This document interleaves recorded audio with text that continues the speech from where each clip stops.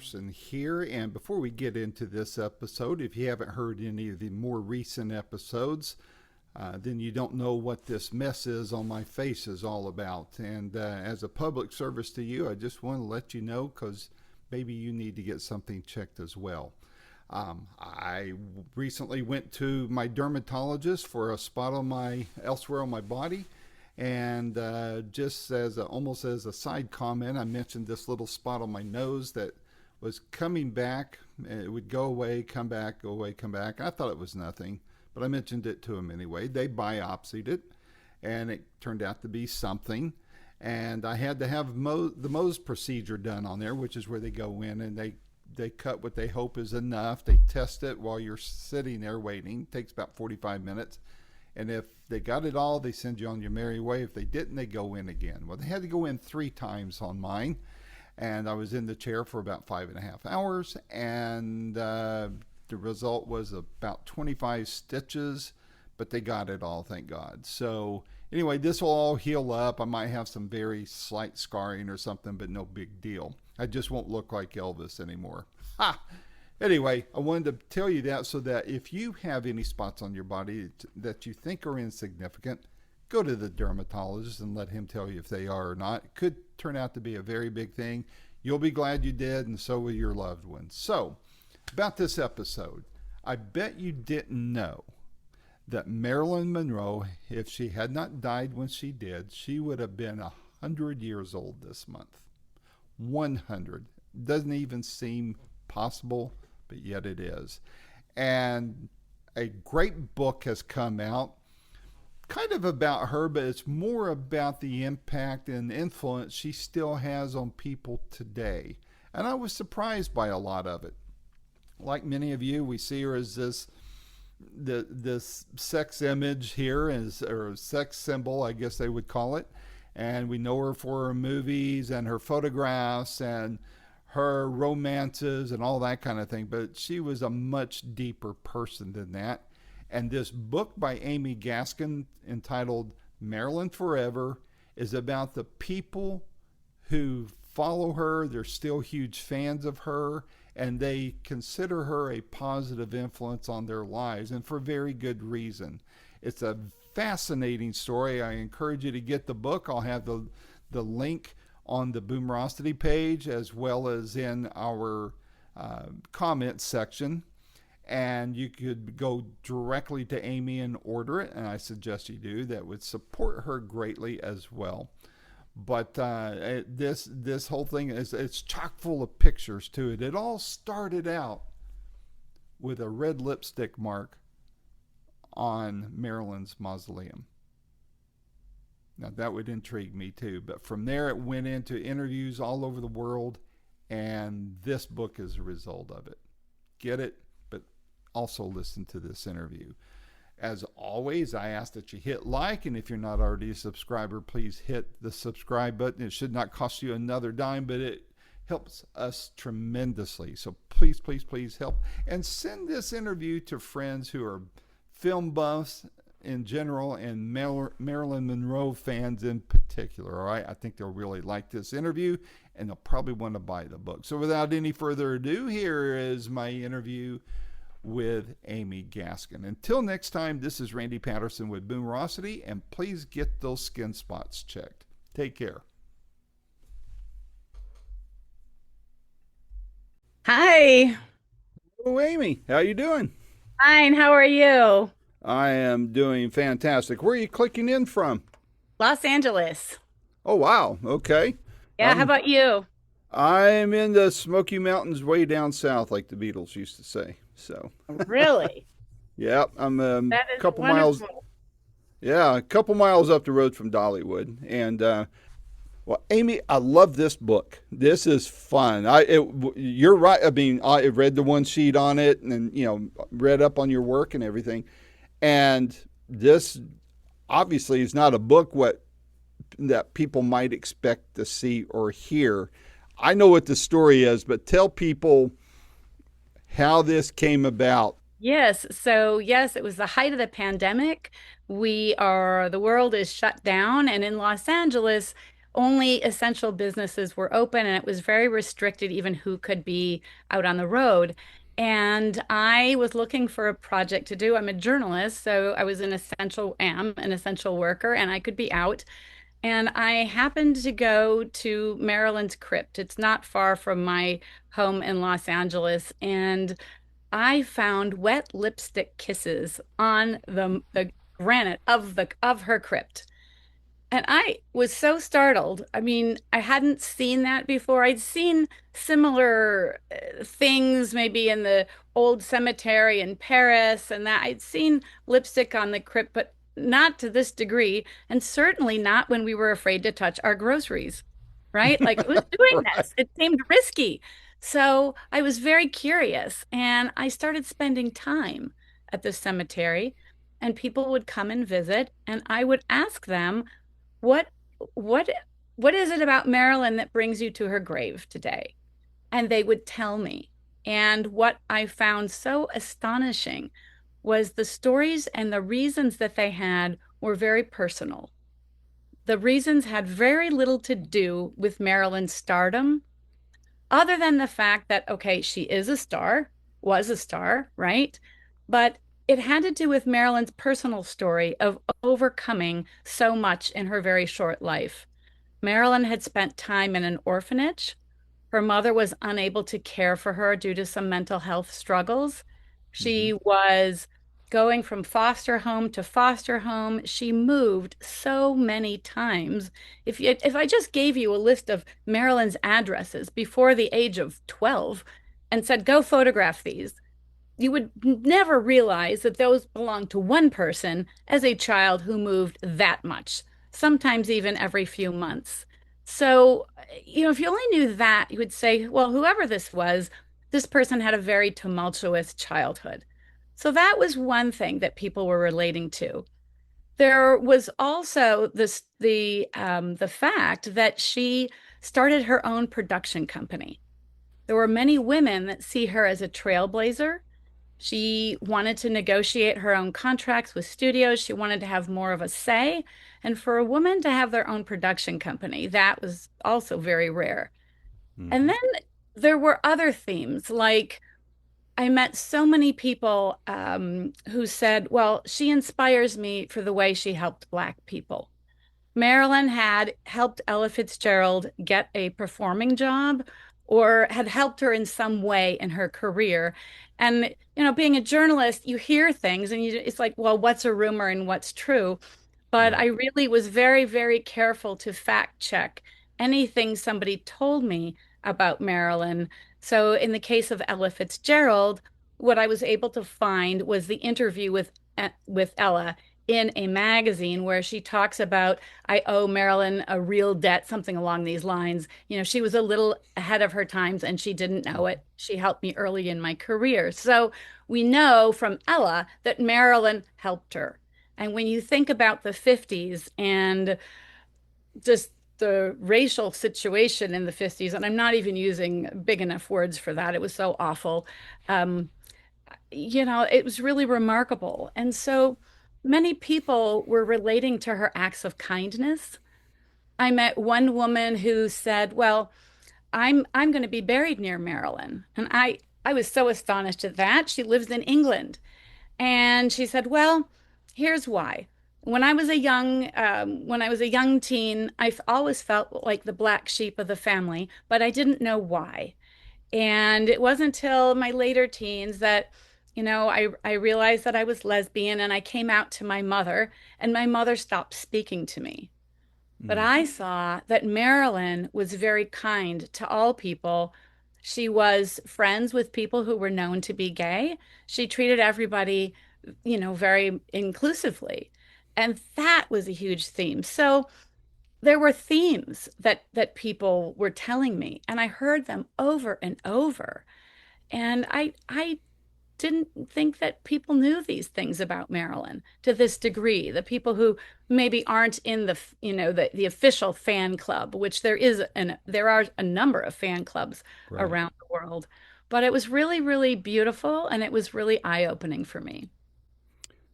So as you pursued the book, mostly photography, but were did you dig in more into Marilyn, or were you leaning more towards the people? I mean, I know the book is showing the people that have been impacted by Marilyn, but as you worked on this, did you simultaneously dig more into Marilyn yourself so that you could see the parallels, or see what other connections there would be? Yes. So what I did, so the book itself is pictures of people, right? Mm-hmm. But it's also their words, and it's describing why they love Marilyn and what about Marilyn they connect to. So it'll be direct quotations from them. And in some cases, it's also my writing, setting it up, right? So there's, one gentleman that talks about connecting as he sees it to Marilyn's Mexican heritage. Well, Marilyn, so then I did some research. I didn't know about that, right? So Marilyn's mother was born in Mexico, and her grandfather worked. Uh, uh, I'm sorry, her father worked, I believe, for father or grandfather. I can't remember exactly. I'm sorry. Hopefully you can cut that part out. Sorry. I'm just, yeah, sorry. Okay, wait. So let me just back up to the Mexican thing, okay? Because I Okay. don't want to like not know because I can't remember off the top of my head, Randy. So That's okay. so another theme, I'll just start over. So another theme that I found was, a gentleman who talked about connecting to Marilyn's Mexican heritage, and her mother was born in Mexico when the family lived there for a few years. So I didn't know about that. So the book is all first-hand accounts. I interviewed people who knew Marilyn, and there are Mm. interviews from them in the book. So it's very much, what is somebody's legacy? What do we have after they're gone? Sure, we have her movies, which are incredible. We have photos of her, which are, in the thousands at least. And she left all of that behind, right? Mm-hmm. But the way she lives on in people's hearts is a whole other thing. And it's very beautiful. It's as if people are weaving Marilyn's story of overcoming a lot, right? So many people told me she had such a difficult childhood. It makes me feel that if she could overcome all that she did in her short life, all that she overcame, I can do it too, in whatever way that might be. Mm-hmm. And I actually went so far, I actually went to Australia where I found a group of people who see Marilyn as a symbol of hope for body positivity, for perseverance, and for fighting cancer. Mm. Now, Marilyn herself didn't have cancer, Right. but their way of adopting her as their symbol of hope is that her gutsiness, her body positivity, her determination to overcome the worst of odds. And they said, well, if we can swim in the ocean dressed as Marilyn, we can beat cancer. And people, it's a fundraiser. So they aren't Marilyn lookalikes. Those are the people who are featured. You can see it on the screen on the cover of the book. They are not Marilyn lookalikes. These Right. folks all have a personal connection to cancer, and they see Marilyn as a symbol of hope. So that is why Marilyn Monroe, a symbol of hope, is in the title. So it's really people connecting to her personal story. I remember as a kid. Of course, I was too young. Really, I kind of vaguely remember Kennedy getting killed, but I wasn't as in tune to the movie side of things. So I'm sure my folks commented when she died and all that. But as I became a teenager, of course, I was very aware of her, and I remember Elton John's "Goodbye Yellow Brick Road" album. It came out and it had "Goodbye Norma Jean" on there, and Yes. I just always loved that song. So to me, I see that trend. That how her image, how her story, and how her message transcends time pretty much for the obvious reasons. But for those, let's step away from maybe the people who were inspired and say maybe a little less personal. Why do you think people are so fascinated by her today at maybe a little bit higher level than the personal personal connection and inspiration. I mean, I'm not sure why. I mean, I think she has a quality about her that, when you see a photo of her, there's a vulnerability that comes across. Mm-hmm. Yes, she's beautiful, but we have many photos of beautiful, actors and stars over the years, right? So, like, why Marilyn? What about her is so different? And I feel like in her photos, there really is some kind of a vulnerability that comes across. And maybe, people are relating to that. Um, Yeah. I do think that that's part of it. And I think that goes back to her personal story, which people may Mm-hmm. not know the details of, right? But Right. they may see it in her expression or something. And I'm just imagining. I don't know for sure why. Like, how do you explain stardom? It's astonishing. It really is. I mean, that she died in 1962, and this would be her, Monday is her 100th birthday, was her 100th birthday. And to have this kind of a legacy, Mm-hmm. all these ways people are adopting her in some kind of a very inspired way is remarkable to me. It's It beautiful, is. actually. What um what aside from inspiration of to overcome, did you see another common thread through all these people who were all amped up about her? I had a number of, yes, I had a number of people tell me that, Marilyn didn't, she finished the 10th grade. She didn't go to college. Mm-hmm. And there are a number of people who also didn't go to college. And many people felt that her intelligence was underestimated. And they perhaps had felt that way about themselves in life. Oh, people write me off. Either they finished college or they didn't, but somehow they feel discounted. And they saw that Marilyn did so much. She was always trying to better herself. She did study literature at I think it was a UCLA adult extension class. She was always studying. When she died, she had hundreds of books of classic literature in her library. And there was a lot of people who said she was underestimated. And I felt that way too. Or she was so much more, the studios, people would say things like the studios just want to keep her in that niche as a dumb blonde, right? A persona that she played on screen, but she was a serious actress. She was taking acting classes from Lee Strasberg. She was always, always trying to better herself. And actually, I did interview one of her classmates from acting school, and that was Renee Taylor, who said that Marilyn would get up in front of class and she would be critiqued by them.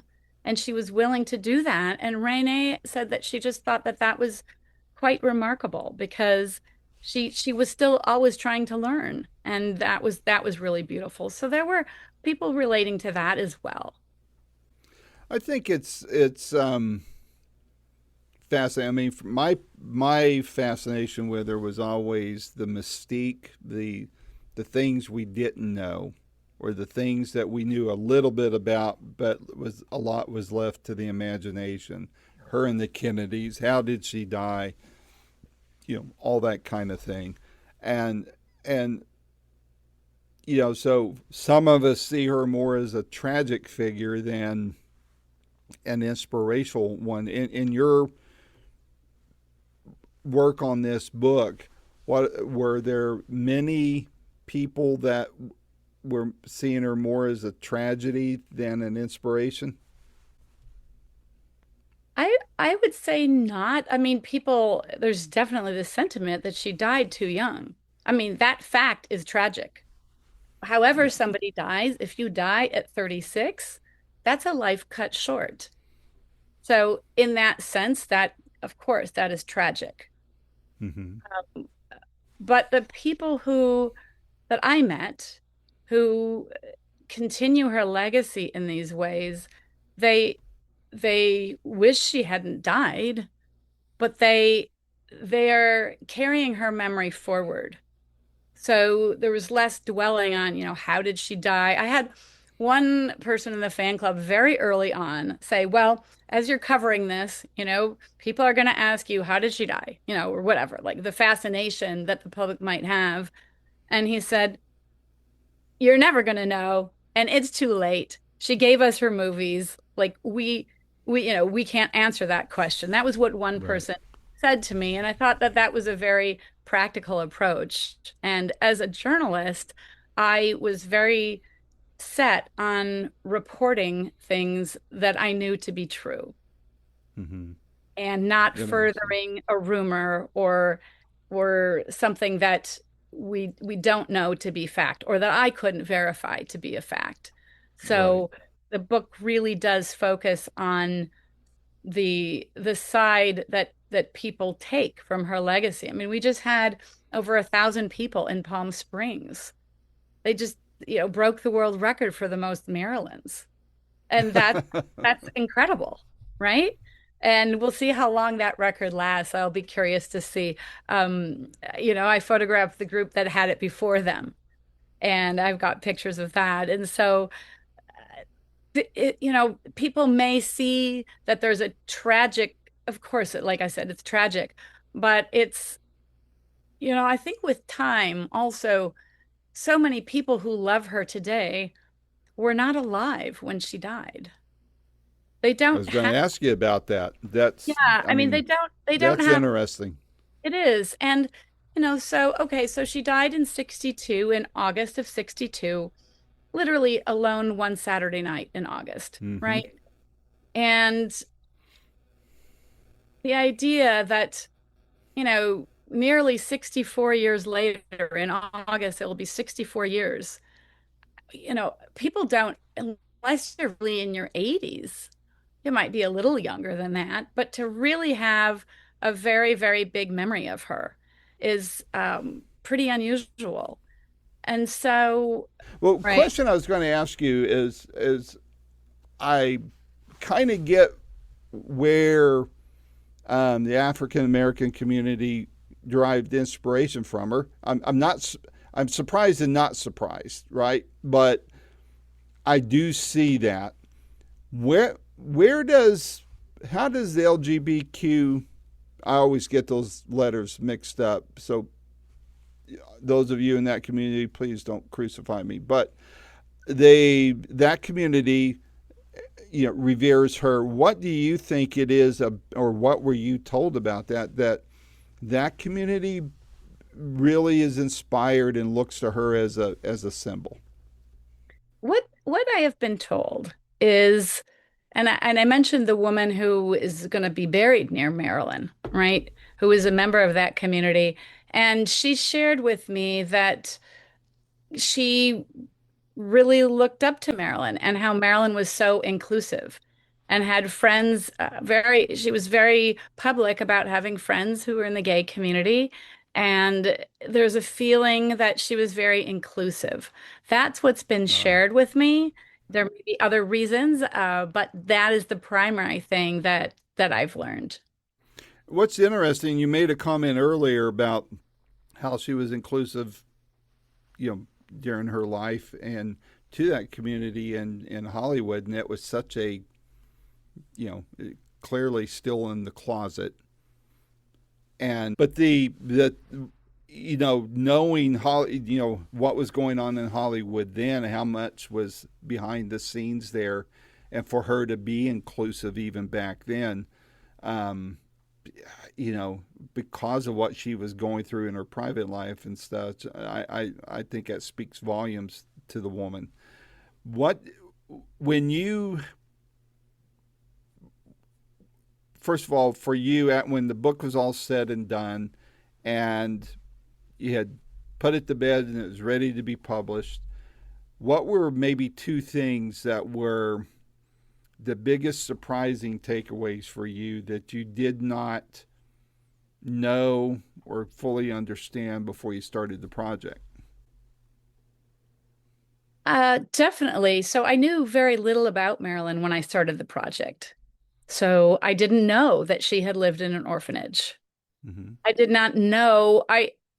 When I started it, I might have thought that the people coming to her crypt would be perhaps mostly older people, certainly who grew up knowing who she was. I mean, in terms of, present day.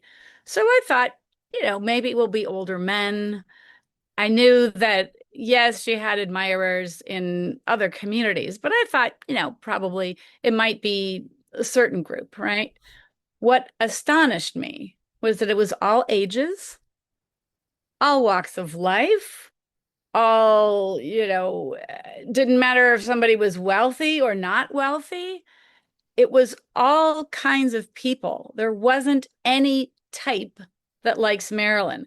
There are groups that we may be more aware of that like Marilyn, but when it came down to who was visiting the grave, right? So from the book, in the book, I should say, all of the images and stories that are in the book and interviews all somehow had origins at the crypt. So I know that those people, because the way I went about it, I didn't put an ad out, on the internet and say, "Hey, I'm a journalist. I'm doing a book on Marilyn. If you really like her, give me a call." I didn't Mm-hmm. do that. I thought if I met the person because they were at the grave, I knew that they truly loved her or respected her, for whatever their reason was for visiting her grave.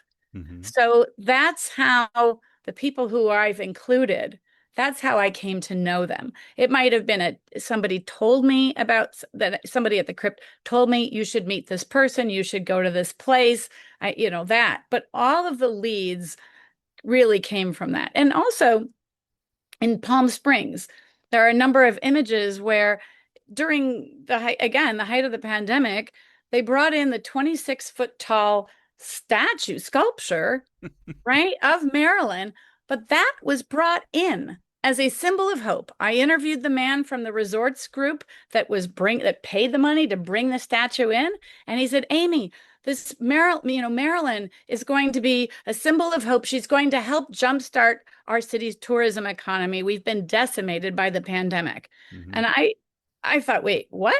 Marilyn? Like, how is that? How is that going to happen? And just the idea was like, why Maryland? So there were, I mean, I would say almost all of it was a surprise. I mean, maybe you could argue, oh, I should have known, but I really didn't. And I think actually that helped because I didn't go into it with a preconceived notion of I know what Maryland is all about to people and I'm going to write it, right? This just came very organically. And so I think that certainly resonates with me. That's how I like to work. But I think in terms of just the authenticity of the project, I mean, this is journalism. These are not rumors. I can say, this is what this person told me. And if it's a fact about Marilyn that they shared inspires them, I have made sure that that fact about Marilyn is a fact about Marilyn, Mm-hmm. right? Mm-hmm. So I didn't want to become an accidental rumor spreader, Right. right? So that was really important to me. But it's been astonishing. I mean, even on the cover image, I mean, there's a man in the back seat, there's a small child. That's astonishing. And if you'd like, I could show you a couple of images from the book. Would you like Yeah. to see those? Yeah. Please do. Okay, sure. Let me share my screen. Okay, so I'm going to go ahead and I will share my screen and we'll see Okay. oh, and it says I need to send a request to you to Okay. allow to And share. I see it, and I'm going to allow. There we go. Okay, great. Thank you so much, Randy. So I will go ahead and share my screen and we will see some images from the book. All right, Mm-hmm. one moment here. I'm just going to pull these up. So, as I mentioned, the first thing that I saw was a scene very similar to this, right? Mm-hmm. Lipstick on the crypt, flowers, and I'm thinking I've never seen something like this before, and we're afraid to touch our groceries, so it was all the much more mind-blowing to me to see that. Mm-hmm. And that's what really made me curious is what's behind these kisses. And I also want to share, there are people who will say, "Oh, I don't think that people should be kissing the grave. It's disrespectful. It's this, it's that." And one thing that I can say is that I have spent over 6 years, or roughly 6 years, right, covering this. And there are people from all over the world in all cultures. And in different cultures, there are different ways of honoring people who have died. Hmm. And so while some people might say, well, it's marking this up, it's like kind of not good to be doing that. I don't have a judgment on it either way. What I can say is the people who I've met who do this, they see it as like respect and love. It's a sign of love from them. So Right. um that, but just, who's what I wanted to know is, who's behind these kisses? Like, how is this happening? Right. That's amazing. Thank you. So this was in the city of Palm Springs. I learned that they were going to be bringing Marilyn. She came on two flatbed trucks from New Jersey across the United States, and she was being installed. It was actually a big delay in the installation for a number of reasons. And when they finally got the dates to install her, they had a record-breaking heat wave, Mm. and it was like 122, 123 degrees during the day. And it was so hot that the glue on our wooden chairs, our wooden folding chairs, the glue on the chairs melted, and they were just like the sticks of wood were just on the ground. I took a picture of that. So what it meant was often the crew had to work through the middle of the night, which wasn't cool. It was like 110 at Hmm. night, right? It Hmm. was still hotter than heck, but it was better than during the day. So I kept saying to them all week, are you ever going to be near the face, right? Because I knew there'd be a shot. They said, we don't know when that would be, and when we do it, it's only going to be a few seconds, right? Okay. So there was this one night where we all, knocked off to get some sleep for a few hours. And I don't know, something just startled me in my hotel room in the middle of the night. And I ran outside to look, and I could see down the street lights at the construction zone. I thought, oh my gosh, they woke up. They decided to go back over there. And I just grabbed my camera, went running down the street, and this is what I saw. Wow. And the light that is illuminating her face. So on this upper left of the image is the worker who is spraying her. They're on a cherry picker. You can Hmm. kind of see the outline of the frame of the Right. crane there. So his head is going back and forth as he's, applying this. It was almost like, think it was almost like kind of like a clear coat Hmm. um, to finish the face.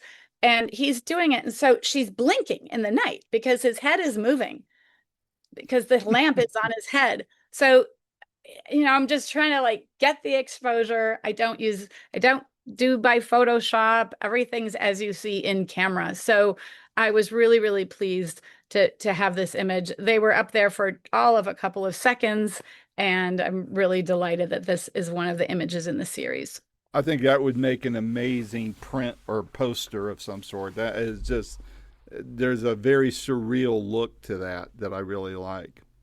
Thank you. I've definitely heard that, and I have printed it, and it makes an absolutely beautiful print. Very cool. So these are the There's the book folks cover. in Yeah. Australia, yes, and the little girl in the back is the granddaughter of one of the people in the front row, and they're all friends, and they all have connections to cancer. So Wow. uh, I really love that about these images, and that's so important for people that I feel for people to see that this is not Marilyn dress up. This is people who really relate to her story of, perseverance and hope and overcoming the odds. Very cool. This is an early morning, so I think I was up all night as they worked, and then the sun rose, and nothing is posed. And this woman, oh, she was such a delight, and she would almost run back and forth. I mean, she was like a firefly. And so just I was very pleased to catch this moment and have the nice light. And this for me is also surreal. I mean, her feet are so huge.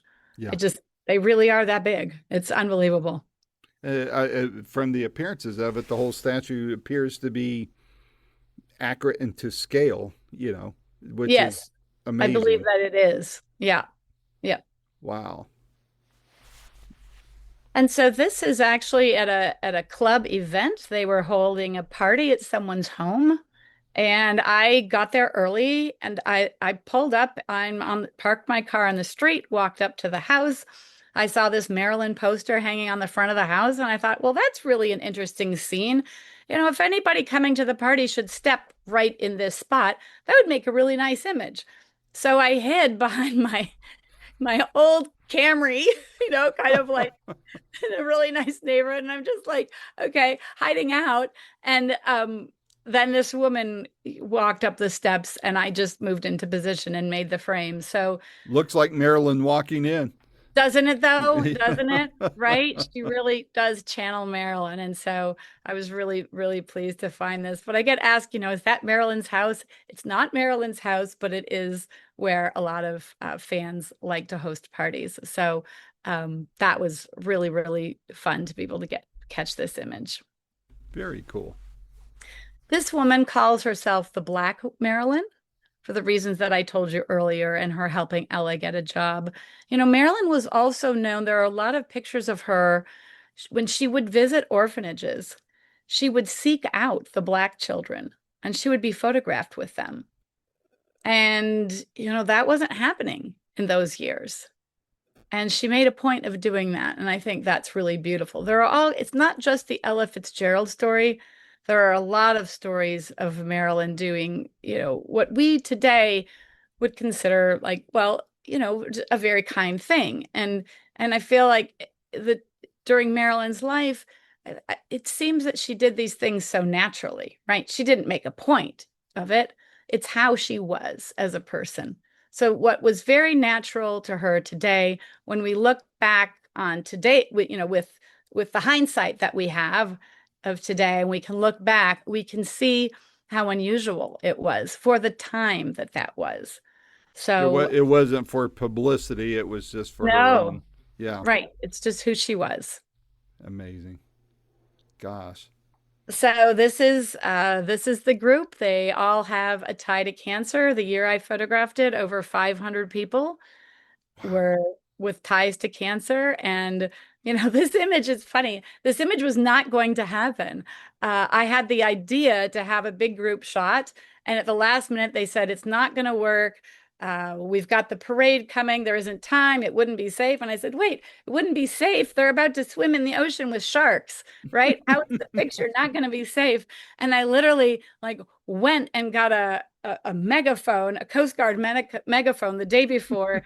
And there was a moment where I was able to go up on a ladder. They had lined up for the parade, and we were able to do this image. But Wow. it was one of those ones that almost didn't happen, and I'm so pleased that it did. And I just love the joy that is in this image. Mm-hmm. And um, I have so much respect for this group, and so many of them have been through so much. And they told me, we don't know which of us will be here next year, right? Like Boy, that that's hits right there, doesn't it?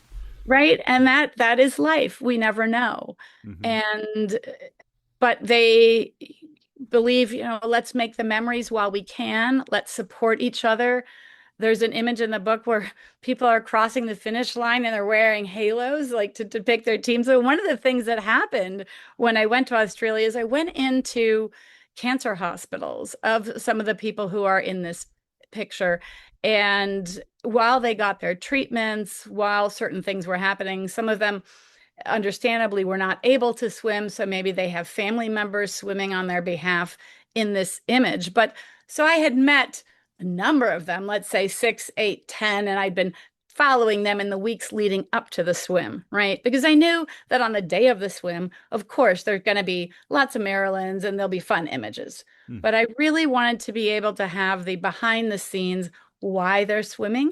Mm-hmm. And what happened was on the day of the swim, I hadn't really planned, but of course, they were very hard to pick out because now all the people that I knew who were in street clothes with not blonde wigs and not sunglasses. Now they're all in disguise, and I couldn't figure out who the actual people were that I had been photographing during the weeks. So Wow. that was just kind of a funny thing that happened. It was like one of the things I just didn't anticipate, but I'm just very grateful. That's so So cool. that is those are the images that I What's that I have for today. Yeah. what's been the feedback so far on the book? Really positive. Absolutely positive.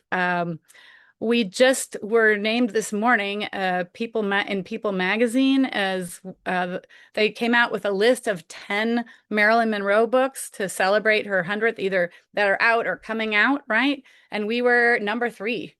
And Congratulations. I'm very, very proud of that. And it's been really lovely sharing it with people who are in the book, of Hmm. course. That's really lovely. But sharing it with people who didn't even know about the project. I have had people actually start crying, and they have said, "Well, my mother has cancer and I can relate." And or somebody said, "Well, I was adopted too, and this is such a wonderful story." And it's uplifting. It's hopeful. It's a side of Marilyn that we don't normally think of. Wow. And I think that that's important. No one person is any one thing. Right. And she's really had a history of, I'm going to say pigeonholed, but kind of getting typed in a certain way. Right. But, she was a real person with feelings and a family or lack of family or difficulties in her family, however you want to put that. And she did have a difficult Hmm. road that she was on. And her star is just a few very short distance from her orphanage. I Really? mean, I didn't realize that. that is mind-blowing to me. I mean, Yeah. if you only knew that, you'd say, well, okay then.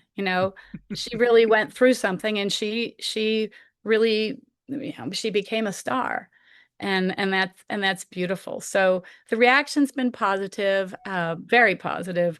National Geographic did a feature that they ran last year, which is wonderful. I mean, have this work featured in National Geographic, such an honor.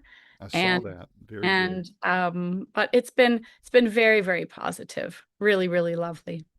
What's next for you on this? You mentioned earlier you got tours coming up and all that. Where all are you going to be going to promote the book? Yes, so we're working on that right now. We've just had her 100th. So I was at those events, of course, and promoting it there. There is an exhibit of a few of the images in a group show at the Staley Wise Gallery in New York City. That is a Hmm. fine art photography art gallery. Hmm. That date, I don't have the date as I'm speaking with you today, but it will be very, very soon and over the summer. So that's happening, and there are more things. There are more things to come. So I'm excited. It's really that we're just starting on this journey. So we're going to see where it goes. And I love sharing the story with people. So that is something that I'm really looking forward to. Well, I love the story and how you put it together. It's beautifully done. Are you working on another book as you're promoting this book? Anything that you can talk about? Right. So I do have a couple of ideas, but they're not finalized enough to be able Understood. to say. I have to say, making a book, this is my first book, and it's a lot more involved than I realized. I mean, I heard that from colleagues, over the years. Oh, it's so much more, and I believed them, but there's a difference between hearing somebody talk about how hard it was Mm-hmm. and Mm-hmm. then finding out firsthand how hard it is, right? But it's very rewarding. So, and it is available on my website. I We're saw that. It's Good. exclusively there, on amygaskin.com. And so that's where we're starting. The initial sales will be there. I mean, no, Well, I'm just excuse me, I'm so looking forward to people having the book and being able to read it. yeah. I'm known really as a photographer, but these images all have stories. And in this book, they're together, and there are stories that you won't find anywhere else. Yeah. I want to get the hard copy. I had to go through the PDF version of it to get familiar with it, but I'm going to. I'll get a. I wanted. What I'd love to do is get a signed copy from you. I have a collection of signed books, Oh, so lovely. Well, so thank you. I'll get one ordered from you here very soon, and I'll listen. Stay Well, safe, thank stay you. healthy, and You great too. luck on this book, man. Thank you I so think you're gonna much. be very blessed by it. Thank you. I really, really appreciate it. I'm just very happy to have the story of Marilyn and Hope out there. Yep, good So, deal. All right, okay. take Thanks care. a We'll lot. see you down the road. Okay. Thank you, Randy. And Have a good thank one. you. Take care. Bye. Bye. This has been another fun-filled episode of Boomerocity with your host and producer, Randy Patterson. The theme song for Boomerocity is Roll the Dice and is recorded and used by permission from Quentin Hope. Quentin is spelled Quinten, and Hope is Hop as in Paul, E. And you can find out more about Quentin Hope and his music at quintenhope.com. Post-production is done by Cardinal Sins Productions. The Boomerocity name, logo, and content is copyright protected. Segments may only be used with written permission by Boomerocity and or its assignees. Inquiries should be directed to input@boomerocity.com. Copyright 2026.